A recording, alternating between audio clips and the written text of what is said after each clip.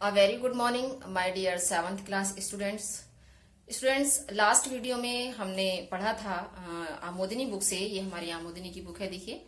इस बुक से हमने लेसन 11 पढ़ा था। और बच्चों, इस वीक में आपको दो वीडियो डाल रही हूँ, लेसन नंबर 12 की और लेसन नंबर 13 की। तो लेसन नंबर 12 मैंने अभी अपनी वीडियो बनाई है, वो आपको आज मिल जाएगी। और इसी के साथ मैंने लेसन नंबर 13 की भी वीडियो बनाई है आमोदिनी से ही। तो आज हम पढ़ेंगे लेसन नंबर 13 दूसरी वीडियो में। पहली वीडियो मैंने लेसन नंबर 12 की बनाई है। तो देख लीजिए और निकालिए लेसन नंबर 13। आमोदिनी की बुक निकाल लीजिए, इससे हम पढ़ेंगे 13 चैप्टर। ये देखिए यहाँ है 13 चैप्टर मास्टर जी। तो बच्चों, इस वीडियो में आज हम पढ़ेंगे लेसन नंबर 13 मास्टर जी। तो इस पाठ में बच्चों रविन्द्रनाथ टैगोर जी का लिखा गया ये लेसन है। इस पाठ में उन्होंने ये बताया है कि एक अच्छा शिक्षक जो है वो जरूरी नहीं कि पिटाई के द्वारा ही बच्चों को समझाए या पढ़ाए। बच्चों को समझाने के लिए उसको प्रेरणा देना बहुत जरूरी है। समझ रहे हैं आप? यहाँ एक कथन भी दिया गया है विलियम ऑर्थरवार्ड का। ये देखिए, ये यहाँ ये दिया गया है, इसको देखिए, हम पढ़ सकते हैं कि एक अच्छा शिक्षक समझाता है, एक बेहतर शिक्षक करके दिखाता है और एक महान शिक्षक प्रेरित करता है। मीन्स अच्छा अध्यापक जो है वो बच्चों को बहुत अच्छे से समझाता है, ठीक है। और जो बेहतर उससे अच्छा शिक्षक होता है वो बच्चों को करके दिखाता है। और जो एक महान शिक्षक होता है वो बच्चों को प्रेरित करता है खुद करने के लिए। तो यही कुछ इसी कहानी में रविन्द्रनाथ टैगोर जी ने बताया है कि एक गुरु का जो कार्य है वो बच्चों को प्रेरित करना है, ना कि मार पीट कर उसको पढ़ाना। तो आइए पढ़ते हैं ये चैप्टर हम। इसमें बच्चों 3 पात्र हैं मुख्य। यह एक नाटक की तरह ये देखिए, ये नाटक की तरह है। एक इसमें पात्र दिए गए हैं, इधर देख सकते हैं हम। तो इसमें 3 पात्र हैं। एक मधुसूदन है जो एक छात्र है, दूसरा अजय बाबू है जो मधुसूदन के पिता हैं, और तीसरे मथुरानंद जी हैं जो मास्टर जी हैं मधुसूदन के। तो 3 पात्र हैं इसमें। हम पढ़ते हैं इस चैप्टर को। एक कमरे में मथुरानंद मास्टर जी मधुसूदन को पढ़ा रहे हैं। एक कमरा है, उसमें ये चित्रण किया गया है कि कैसा वहां का माहौल है, क्या चल रहा है। कि एक कमरे में एक बच्चा मधुसूदन बैठा हुआ है और वहां उसको मास्टर जी उसके क्या नाम है उनका, मथुरानंद जी बैठे हुए हैं और मधुसूदन जो बच्चा है उसको ट्यूशन पढ़ा रहे हैं वो। उसी समय मधुसूदन के पिता अजय बाबू का प्रवेश होता है, जो मधुसूदन के पिताजी हैं जिनका नाम है अजय बाबू। तो क्या होता है देखिए, अजय बाबू कहते हैं, कहिए मथुरानंद बाबू, मधुसूदन की पढ़ाई कैसी चल रही है? मथुरानंद, मधुसूदन शरारती तो बहुत है पर पढ़ाई लिखाई में काफी तेज है। कोई बात बार बार बतानी नहीं पड़ती, बस एक बार पढ़ा दो वह भूलता नहीं। अर्थात मथुरानंद जी ने मधुसूदन की तारीफ की। अजय बाबू, अच्छा, मैं भी जरा देखूं तो कि वह कितना होशियार है। तो वो अब अपने बच्चे का एक, जब कि वो ट्यूशन पढ़ रहा है तो वो एक टेस्ट लेना चाह रहे हैं कि देखूं, मुझे भी पता होना चाहिए कि मेरा बच्चा कितना पढ़ रहा है, कितना इसको याद है, कि मैं भी देखूं जरा कि वह कितना होशियार है। मथुरानंद, देखिए, खुशी से देखिए। मधुसूदन, मन ही मन में, कल मास्टर जी ने वह धुनाई की थी कि हड्डियां आज भी दुख रही हैं। आज लेता हूं बदला, इनकी भी छुट्टी न करवा दी तो मेरा भी नाम नहीं। अर्थात जो अजय के टीचर थे मधुसूदन के जो अध्यापक थे मथुरानंद जी, उन्होंने एक दिन पहले ही मधुसूदन की पिटाई की थी पढ़ने के ऊपर। कुछ नहीं सुनाया होगा, हो सकता है इस वजह से। तो उसको क्या लगा कि भाई मैं आज इनसे बदला ले सकता हूँ। ये मेरे पिताजी मुझसे पूछ रहे हैं कि मैं जानना चाहता हूँ कितना पढ़ाया है तुमने, और मैं अगर इनके बताए हुए सवालों का जवाब सही ना दूं तो मेरे पिताजी को ये पता चल जाएगा कि ये सही नहीं पढ़ रहा है। तो उसने कुछ ऐसा ही मन में ठाना कि मैं आज इनके सारे सवालों का गलत जवाब दूंगा, और जिससे मेरे पिताजी को ये पता चलेगा कि ये अच्छा नहीं पढ़ा रहे हैं, और वो उसकी छुट्टी कर देंगे। अर्थात कुल मिलाकर मधुसूदन ने सोचा कि मुझे मास्टर जी की छुट्टी करवानी है। अजय बाबू, क्यों मधु, याद है सब? उसके पिताजी ने पूछा। मधुसूदन, जो कुछ मास्टर जी ने पढ़ाया सब याद है। अजय बाबू, अच्छा तो बता कि उद्भिज किसे कहते हैं? मधुसूदन, जो उगे, यानी मिट्टी को फोड़कर जो उसमें से निकले। अच्छा, कोई उदाहरण इसका? मधुसूदन ने जवाब दिया, केचुआ। गुस्से में आंखें तरेर कर मधुरानंद, यानी कि उसके टीचर को गुस्सा आ गया क्योंकि ये गलत जवाब था। क्यों रे, क्या कहा? अजय बाबू, जरा ठहरिए मास्टर जी, अभी आप कुछ ना बोलिए, अर्थात मुझे उससे पूछने दीजिए, आप थोड़ी देर चुप रहिए। अभी आप कुछ ना बोलिए मधुसूदन से, तुमने कविता पढ़ी है? अब अपने बेटे से उन्होंने पूछा कि तुमने कविता पढ़ी है, यह बताओ कि वन में क्या खेलता है? मधुसूदन, कांटा, उसने जवाब दिया। मथुरानंद बेत उठाते हैं क्योंकि वो उसके उत्तर से सेटिस्फाइड नहीं थे। मधुसूदन, क्यों गुरुजी, मारते क्यों हैं? मैं कोई झूठ कहता हूं? अच्छा, दूसरा क्वेश्चन अजय बाबू ने पूछा। अच्छा, सिराजुद्दौला को किसने मिटाया, इतिहास क्या कहता है? हिस्ट्री में सिराजुद्दौला जो एक शासक रहा है उसका अंत किसने किया था, उन्होंने पूछा अजय बाबू ने। तो मधुसूदन ने कहा कीड़ों ने। मथुरानंद 2-3 बेत मारते। मथुरानंद ने फिर उसको बेचारे को मधुसूदन को 2-3 बेत लगा दिए। मधुसूदन, जी खामोखा मार खानी पड़ती है, सिर्फ सिराजुद्दौला को ही नहीं बल्कि सारे इतिहास को ही कीड़े चाट गए हैं। यह देखिए, अब मधुसूदन ने उनकी बात का समर्थन किया कि भाई आप गलत कह रहे हो, सिराजुद्दौला को किसने मारा था? उन्होंने कहा किसने मिटाया था? कि कीड़ों ने। कि केवल सिराजुद्दौला को ही नहीं, पूरे इतिहास को हमारे कीड़े चाट रहे हैं। कैसे? मधुसूदन ने क्या किया कि एक पुस्तक उठाई और वो दिखा दी। उस पर दीमक लगी हुई थी, उसको दीमक ने खा लिया था। तो उसने बताया, पुस्तक दिखाता है मथुरानंद मास्टर सिर खुजाते हैं, अर्थात उसे दीमक लग गई थी पुस्तक को। तो उसने दिखाया कि देखिए सारे इतिहास की पुस्तकों की, देखिए सारे इतिहास को ही कीड़े चाट रहे हैं। अजय बाबू, व्याकरण याद है? मधुसूदन, जी है। अजय बाबू, उसके पिताजी, पूछते हैं कर्ता क्या है? बच्चों, ये व्याकरण का है, हमारा कर्ता किसे कहते हैं, है ना? जो काम को करता है उसे कर्ता कहते हैं, काम करने वाले को। तो उसने क्या जवाब दिया, जरा उदाहरण के साथ समझाओ। जी, कर्ता तो उस टोले के जयलाल मुंशी हैं। वो कैसे? अब उसने अपने पिताजी को जवाब दिया कि कर्ता जो है वो जो उस टोले के जयलाल मुंशी हैं, कोई व्यक्ति होंगे जयलाल मुंशी नाम के, कि वो हैं वो तो कर्ता। कि वो कैसे? वह हमेशा क्रियाकर्म को ही लिए रहते हैं, अर्थात क्रियाकर्म यानी कि जब व्यक्ति की मृत्यु हो जाती है तो क्रियाकर्म किया जाता है, अंतिम संस्कार जिसे कहते हैं। तो वो जयशंकर, क्या नाम था इनका ये ऊपर, जयलाल मुंशी, तो ये उसका क्रियाकर्म कराते थे किसी भी की भी मृत्यु हो जाने पर। तो उसने कहा वो हमेशा क्रियाकर्म को लिए रहते हैं और वो ही जो है वो करता है। मथुरानंद गुस्से में, तुम्हारा सिर, पीठ पर बेत जमाते हैं, यानी कि तुम्हारा सिर कहकर उसकी, मधुसूदन की पीठ पर वो बेत मार देते हैं। जी सिर नहीं, वह तो पीठ है। तब मधुसूदन फिर कहता है कि जी सिर नहीं है, वो पीठ है, आप उसको सिर बोल रहे हैं। मथुरानंद, षष्ठी तत्पुरुष किसे कहते हैं? अब मथुरानंद ने क्वेश्चन किया कि षष्ठी तत्पुरुष किसे कहते हैं? मधुसूदन ने कहा पता नहीं, मुझे नहीं पता। क्यों? क्योंकि वो सारे प्रश्नों के उत्तर इसलिए गलत दे रहा था क्योंकि उसे सबक सिखाना था मास्टर को अपने, कि कल मेरी पिटाई की थी, आज मैं इसकी छुट्टी करवाना चाहता हूँ, ये मुझे नहीं पढ़ना है इनसे। तो ऐसा सोचकर वो सारे प्रश्नों के उत्तर गलत दे रहा था। मथुरानंद बेत दिखाकर धमकाते हैं, इसको तो अच्छी तरह जानता हूं। तो यह षष्ठी तत्पुरुष।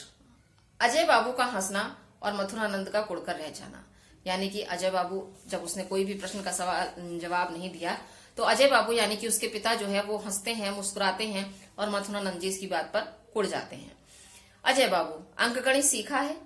अब वो अजय से पूछते हैं कि क्या तुमने अंकगणित सीखा है? मधुसूदन, जी हाँ। अजय बाबू, अच्छा, अगर तुम्हें 6.5 पेड़े देकर यह कहा जाए कि 5 मिनट तक पेड़े खाने के बाद जो पेड़े बचे उन्हें तुम अपने छोटे भाई को दे दो, यानी कि 6.5 पेड़े दिए जाएं तुम्हें और 5 मिनट तक तुम्हें लगातार पेड़े खाने हैं और जो बचे वो अपने छोटे भाई को देना है। एक पेड़ा खाने में 2 मिनट लगते हैं। बताओ तुम अपने भाई को कितने पेड़े दोगे? मधुसूदन ने क्या जवाब दिया, एक भी नहीं। वह क्यों? मधुसूदन, सब खा डालूंगा, एक भी नहीं दूंगा। मधुसूदन ने उनको जवाब दिया। अजय बाबू, बड़का एक पेड़। अजय बाबू ने फिर एक क्वेश्चन किया कि बड़का एक पेड़, बड़ मीन्स बरगद, बरगद का एक पेड़ 1 सेंटीमीटर रोज बढ़ता है, 1 सेंटीमीटर। इस मई की पहली तारीख को वह 1 मीटर बढ़ा था। इस मई की पहली तारीख को 1 मीटर बढ़ा था। 1 मीटर मीन्स 100 सेंटीमीटर, 1 मीटर में 100 सेंटीमीटर होते हैं। तो अगले साल की पहली तारीख को वह कितना ऊंचा होगा? ठीक, अब ये आपको उसको निकालना था, सॉल्यूशन निकालना था इसका और बताना था। उसने क्या कहा, मधुसूदन ने क्या जवाब दिया, एक पेड़ टेढ़ा हो जाए तो, कि अगर वो सीधा बढ़े ही ना, टेढ़ा हो जाए तो तब तो कहना मुश्किल है। हाँ, अगर सीधा ऊपर की ओर बढ़ता है तो नाप कर देखने पर उसकी ऊंचाई का पक्का पता लग सकेगा। मीन्स उल्टे सीधे जवाब उसने दिए। और अगर इसी बीच सूख गया तब तो कोई बात ही नहीं। उसने कहा कि ठीक है, पेड़ सीधा टेढ़ा हो गया तो कोई बात नहीं, सीधा बढ़ेगा तो उसे नाप लेंगे, और इतने में सूख गया इसी बीच में तो फिर कोई बात ही नहीं, फिर तो नापने की कोई जरूरत ही नहीं है। मथुरानंद, मार खाए बिना तुम्हारी अकल के दरवाजे नहीं खुलते। मथुरानंद को गुस्सा आ गया, अब वो उसको डांटने लगे। कमबख्त, मार मार कर कमर टेढ़ी कर दूंगा, वो उसको डांटा उन्होंने मधुसूदन को। अजय बाबू, मथुरानंद बाबू यह आपका वहम है। अजय बाबू अब उनको टीचर को ये बात बताते हैं कि आपका वहम है, मारपीट से शायद ही कोई काम बन पाता है। मीन्स मारने पीटने से कभी कोई काम नहीं बनता, क्योंकि डर से इंसान कभी भी कोई काम सही नहीं करता। कहा गया है कि गधे को पीट पीट कर घोड़ा नहीं बनाया जा सकता, पर अक्सर घोड़ा पीटते पीटते गधा हो जाता है। कैसे कि किसी भी गधे को हम मार मार कर घोड़े जितना काम नहीं ले सकते। गधा है तो गधे जितना ही काम करेगा, लेकिन घोड़े को अगर हम ज्यादा पीटेंगे तो वो फिर ढीठ हो जाएगा, पक्का हो जाएगा कि अरे मालिक मारता ही तो है, क्या करना है, तो वो उतना काम नहीं करेगा। ठीक है, मार लेगा मालिक, इससे ज्यादा कुछ नहीं करेगा, तो वो गधा हो जाता है, अर्थात उसकी काम करने की क्षमता कम हो जाती है। आप अपनी बेत समेत यहाँ से तशरीफ ले जाएं। अर्थात अजय बाबू ने कहा कि आप अपने बेत को उठाइए और यहाँ से तशरीफ ले जाइए, यानी कि चले जाइए। कुछ दिन मधुसूदन की पीठ सुस्ता ले तो मैं खुद ही उसे पढ़ाऊंगा। यानी कि मधुसूदन को आपने इतना पीटा है अभी, तो जरा इसकी पीठ को थोड़ा आराम मिलेगा, उसके बाद मैं इसे खुद ही पढ़ाऊंगा। मधुसूदन मन ही मन आह जान बची, बहुत खुश हुआ क्योंकि उसके पिताजी ने मास्टर जी की छुट्टी कर दी थी। मथुरानंद, जान बची साहब। मथुरानंद ने भी क्या जवाब दिया? मथुरानंद ने क्या सोचा? जान बची साहब, इस लड़के को पढ़ाना तो मजदूरों जैसा काम है, यानी कि बहुत मेहनत करनी पड़ती है इसको पढ़ाने में। 16 आने मैनुअल लेबर, यानी कि मैं 16 आने यानी कि पूरा अपना कठिन परिश्रम करता हूं मैं इसके साथ में। 30 दिन एक लड़के को पीट कर सिर्फ 5 रुपए का मिलते हैं, यानी कि 5 रुपए मिलते हैं 30 दिन पढ़ाने के बाद। उतनी ही मेहनत से कहीं छतवत पीटूं तो कम से कम 10 रुपए तो मिल ही जाएंगे, और जितनी मेहनत मैं इसके साथ करता हूं उतनी मेहनत करके अगर मैं कोई मजदूरी का काम करूंगा तो मुझे कम से कम 10 रुपए तो मिल ही जाएंगे। तो ये लेसन हमारा बच्चों कंप्लीट हुआ। देखिए इस पाठ की जो शिक्षा है वो क्या है, क्या प्रेरणा मिलती है हमें इस पाठ से, कि सीखने के लिए सकारात्मक प्रेरणा आवश्यक है। अर्थात हमें जो कुछ हम सीखना चाहते हैं उसके लिए हमें पॉजिटिव थिंकिंग रखनी बहुत जरूरी है। पॉजिटिव थिंकिंग हमारी नहीं होगी तो हम किसी भी काम को नहीं कर पाएंगे। ऐसा क्यों होता है बच्चों? देखिए क्योंकि अगर हम किसी भी काम को करने से पहले ही ये सोच लें कि नहीं, अरे हमसे नहीं होगा, तो निश्चित रूप से हम उस काम को नहीं कर पाएंगे, क्योंकि हम हार चुके हैं अपने मन में कि नहीं, ये काम हम नहीं कर सकते। और कोई भी कितना भी कठिन काम क्यों ना हो, अगर हम काम को करने से पहले अपने मन में दृढ़ निश्चय कर लें कि नहीं, we will do it, we have to do it, तो अगर हमें करना है तो हम उस काम को जरूर करेंगे, क्योंकि मन के हारे हार है, मन के जीते जीत। अगर हम अपने मन से हार जाते हैं तो कभी भी हम सफल नहीं होंगे, और अगर हम मन से किसी भी काम को करने की ठान लें तो पॉजिटिव थिंकिंग हम अपनी रखें तो वो काम निश्चित रूप से हमारा अवश्य बनेगा, अवश्य सफल होगा। ये याद रखिए आप, ठीक है। तो और ना कि मारपीट का भय, और मारपीट से कोई काम नहीं होता, क्योंकि मार पिट पिट कर कहते हैं इंसान पक्का हो जाता है, ढीठ हो जाता है, और वो ये सोचता है कि ज्यादा से ज्यादा क्या होगा, पिट लेंगे। तो ऐसा करने पर वो अपने काम में ढीला पड़ जाता है, अपने काम को उतने मन से नहीं करता, और पिटने का भय भी खत्म हो जाता है कि क्या होगा, पिट लेंगे, तो वो ये सोचकर उस काम को करने की इच्छा छोड़ देता है। तो इसीलिए कहते हैं कि हमें किसी भी काम को करने के लिए अपने सकारात्मक विचारों का रखना जरूरी है, तभी हमारा वो काम बनता है। तो चलिए अब इसकी हम एक्सरसाइज करते हैं, उसके बाद मैं आपको इसके क्वेश्चन आंसर्स कराऊंगी।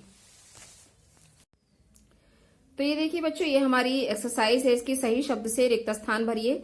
ये एक्सरसाइज नंबर 2 है हमारी। पहला सेंटेंस है हमारा, बस एक बार पढ़ा दो वह भूलता नहीं। ये मैंने इसमें फिल कर दिया है, आप इसको देखकर अपनी बुक में फिल कर सकते हैं। इनकी भी छुट्टी ना करवा दी तो मेरा भी नाम नहीं।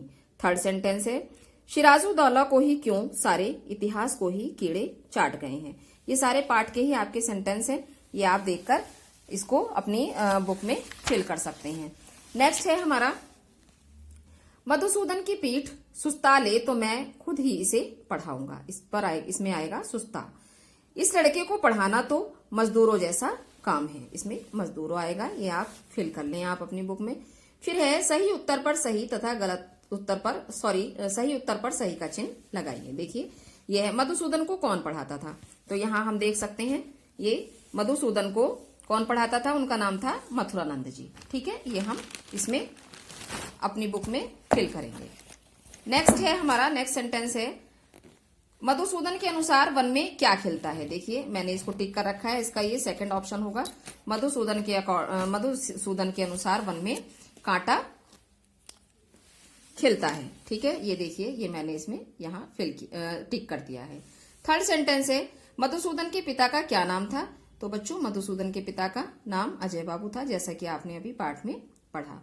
फिर है, मधुसूदन ने सारे प्रश्नों के उत्तर दिए, कैसे दिए, सही दिए, गलत दिए, या कुछ सही कुछ गलत दिए। तो मधुसूदन ने सारे प्रश्नों के उत्तर गलत दिए थे, तो ये हमारा सही हो जाएगा। यहाँ देख सकते हैं, सही कथन पर सही तथा गलत कथन पर गलत का चिन्ह लगाइए। हमारा पहला सेंटेंस है, मधुसूदन बहुत शरारती था, बिल्कुल सही वाक्य है हमारा, हम इसको टिक कर देंगे।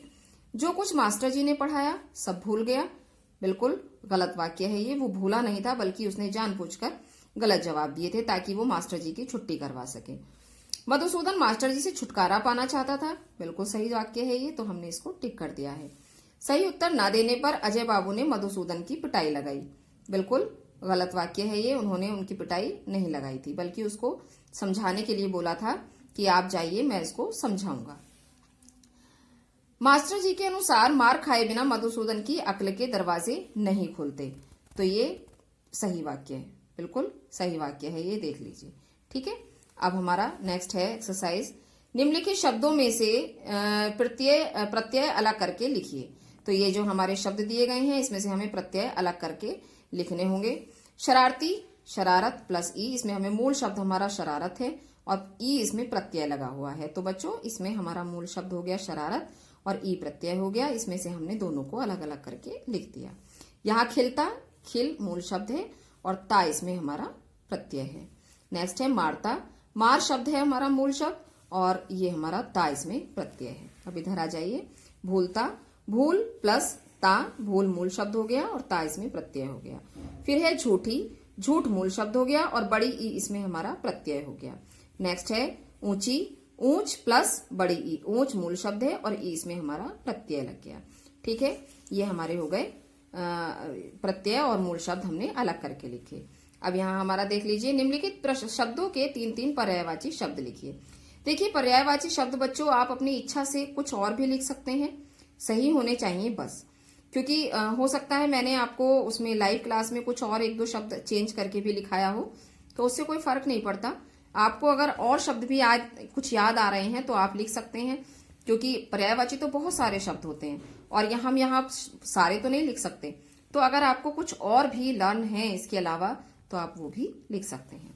होशियार मीन्स समझदार, चतुर, दक्ष, इसमें निपुण भी आ सकता है ना, बुद्धिमान भी आ सकता है।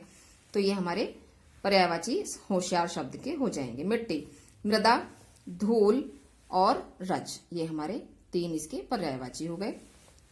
नेक्स्ट है गुरु, गुरु के पर्यायवाची देखिए मास्टर जी है, आचार्य है और शिक्षक है। अध्यापक भी इसका हो सकता है, अध्यापक भी इसका पर्यायवाची हो सकता है। फिर है मेहनत, परिश्रम, श्रम, उद्यम, ये इसके पर्यायवाची हो गए। परिश्रम, श्रम और उद्यम। ये वर्क बच्चों आपको होमवर्क में करना है। निम्नलिखित शब्दों का प्रयोग करके वाक्य बनाइए। वहम, खामोखा, छात्र, मारपीट, होशियार, ये कुछ शब्द दिए गए हैं, इनसे आपको वाक्य बनाने हैं और ये आप होमवर्क में बनाएंगे। मैंने लाइव क्लास में भी ये आपको होमवर्क ही दिया है, आप इसको घर से कर सकते हैं, कुछ भी वाक्य बना सकते हैं, बस जो है सही होने चाहिए, वाक्य अर्थपूर्ण होने चाहिए। दिए गए मुहावरों के अर्थ लिखकर वाक्यों में प्रयोग कीजिए। देखिए पहला हमारा ये मुहावरा है झक मारना, इसका अर्थ होगा व्यर्थ समय बिताना। आप इसका जो वो होगा वाक्य है वो आप इसका घर से बना सकते हैं। ठीक है, ये आप होमवर्क में बना सकते हैं। दूसरा है इज्जत मिट्टी में मिलना, सम्मान खो देना। तो ये सम्मान खो देना, इज्जत मिट्टी में मिलना, इसके ऊपर आप वाक्य बनाएंगे और वो आप होमवर्क में बनाएंगे। ठीक है, ये हमारी हो गई एक्सरसाइज। अब हम आते हैं इसके मौखिक क्वेश्चंस पर। ये देखिए, ये मौखिक क्वेश्चंस है इसके। प्रस्तुत एकांकी किसके द्वारा रचित है? तो ये होगा हमारा गुरुदेव रविंद्रनाथ टैगोर जी के द्वारा। ठीक है, गुरुदेव रविंद्रनाथ टैगोर जी के द्वारा। जी भी आप यहाँ लगा दें तो बेहतर होगा, गुरुदेव रविंद्रनाथ टैगोर जी। ठीक है, नेक्स्ट है मधुसूदन कौन था? मधुसूदन एक शरारती बच्चा था। ठीक, एक शरारती बच्चा था, ये इसका हो गया आंसर। नेक्स्ट क्वेश्चन है हमारा, मास्टर साहब को भगाने के लिए मधुसूदन ने मास्टर साहब को भगाने के लिए क्या किया? उसने क्या किया था कि सारे प्रश्नों के उत्तर गलत दिए थे। ठीक, ये हमारा इसका उत्तर हो गया। नेक्स्ट क्वेश्चन है हमारा, मधुसूदन ने अंत में क्या सोचा? तो क्या सोचा था उसने कि उसको पढ़ाने से, मधुसूदन ने नहीं, मथुरानंद ने अंत में क्या सोचा? तो उसने सोचा था कि उसको पढ़ाने से अच्छा है मजदूरी करके कम से कम 10 रुपए कमाना। ये उसने सोचा था लास्ट में। इस एकांकी से आपको क्या शिक्षा मिलती है? बच्चों ये इसकी देख लीजिए शिक्षा, कि सीखने के लिए सकारात्मक प्रेरणा आवश्यक है। यानी कि कुछ भी करने के लिए, सीखने के लिए हमारी सकारात्मक सोच का होना बहुत जरूरी है, ना कि मारपीट का भय। क्योंकि मारपीट के भय से हम कुछ नहीं कर पाते और सारा काम जो हमें आता है वो भी गलत हो जाता है।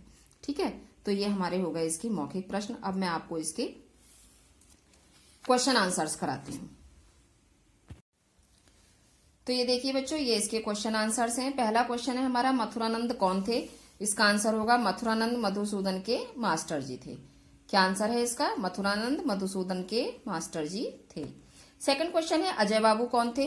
तो इसमें होगा अजय बाबू मधुसूदन के पिता थे। ठीक है, आपने लेसन में पढ़ा है, अच्छे से आपको पता है कौन थे अजय बाबू। थर्ड क्वेश्चन है, मधुसूदन ने उद्भिज का उदाहरण क्या बताया? मधुसूदन ने उद्भिज का यह उदाहरण बता दिया जो मिट्टी को फोड़कर उसमें से बाहर निकले, अर्थात केचुआ। यही उदाहरण उसने उसको दिया था पिताजी को अपने, जब उसने, उसके पिताजी ने उससे क्वेश्चन पूछा था। फोर्थ क्वेश्चन है, मधुसूदन ने सारे प्रश्नों के गलत उत्तर क्यों दिए? तो देखिए इसका आंसर होगा, मधुसूदन ने प्रश्नों के उत्तर गलत इसलिए दिए क्योंकि वह मास्टर जी की छुट्टी करा देना चाहता था। अर्थात मधुसूदन ने प्रश्नों के गलत उत्तर इसलिए दिए क्योंकि वह मास्टर जी की छुट्टी करा देना चाहता था। अर्थात वो चाहता था कि मास्टर जी उसे ना पढ़ाएं, क्योंकि मास्टर जी उसकी बहुत पिटाई करते थे। नेक्स्ट क्वेश्चन है, अजय बाबू ने मास्टर जी से तशरीफ ले जाने के लिए क्यों कहा? तो देखिए इसका आंसर होगा, अजय बाबू ने मास्टर जी से तशरीफ ले जाने को इसलिए कहा क्योंकि वह चाहते थे कि मधुसूदन को वह खुद ही पढ़ाएं, क्योंकि उनका मानना था कि मारपीट से कोई काम नहीं बनता। ठीक, क्योंकि मास्टर जी तो उसको मार मार कर हर बात पर उसको बेंत लगा रहे थे, स्टिक लगा रहे थे।